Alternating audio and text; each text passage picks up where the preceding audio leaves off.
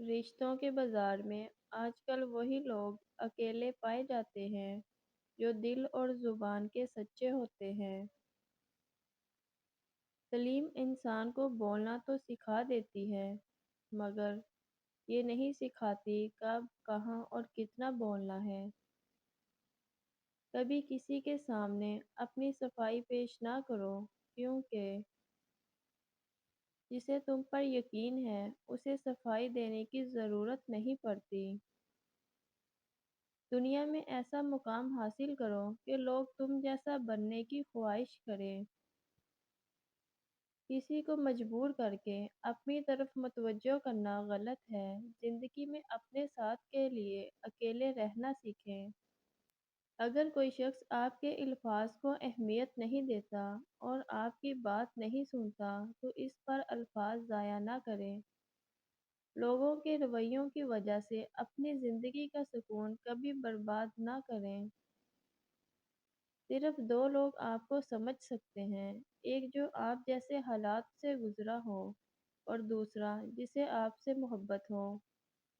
بد زبانی، بد کلامی سے آپ نہ صرف اپنا وقار تباہ کرتے ہیں بلکہ ان لوگوں کی بھی توہین کرتے ہیں جنہوں نے آپ کی تربیت کی ہو۔ بہت زیادہ بول کر تم کچھ بھی ثابت نہیں کر سکتے۔ اپنے کام کو اپنا بناؤ، تمہارا کام سب کچھ ثابت کر دے گا۔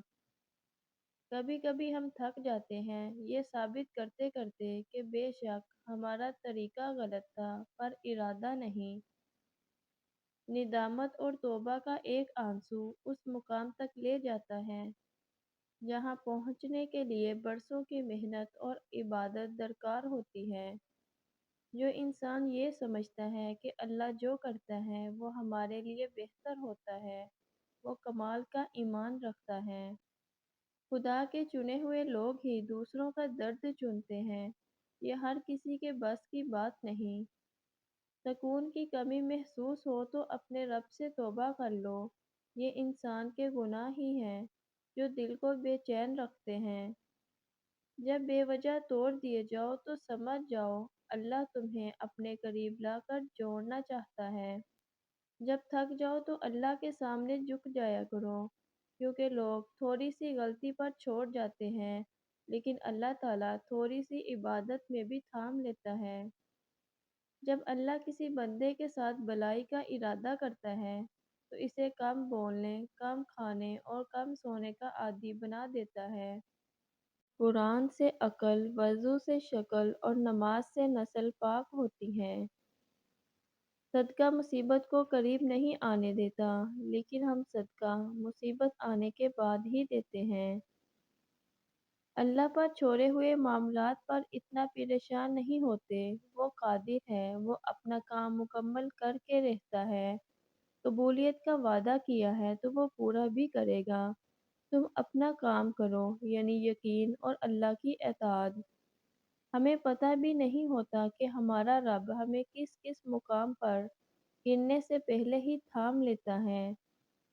ہو سکتا ہے دنیا میں منافقت بازی لے جائے، مگر آخرت سچے لوگوں کی کامیابی کا دن ہے۔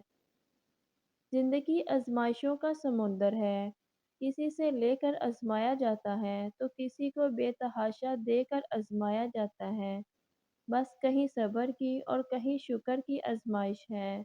دعا کے تین پہلو ہوتے ہیں، یا تو قبول ہوتی ہے، یا آخرت کے لیے ذخیرہ کر لی جاتی ہے، یا مصیبت کو ٹال دیتی ہے مگر رد نہیں ہوتی۔ نماز ہر اس انسان کے لیے تحفہ ہے جو اللہ سے محبت کرتا ہے۔ گرتے ہوئے آنسو اور ٹوٹے ہوئے دل کی قدر تو بس اللہ ہی جانتا ہے۔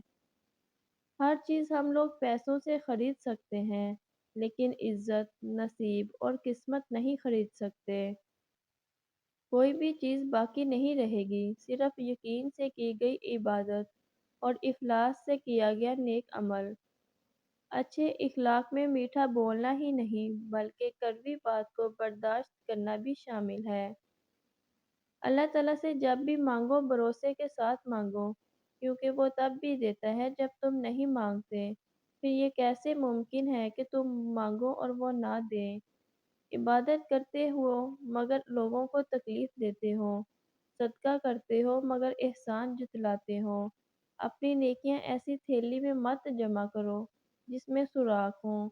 جب تمہاری مشکلات حد سے بڑھنے لگیں تو سمجھ لو کہ اللہ تمہیں کوئی بلند مقام دینے والا ہے۔ جس نے اللہ کے لیے جھکنا سیکھ لیا وہی علم والا ہے، کیونکہ علم کی پہچان عاجزی ہے اور جاہل کی پہچان تکبر ہے۔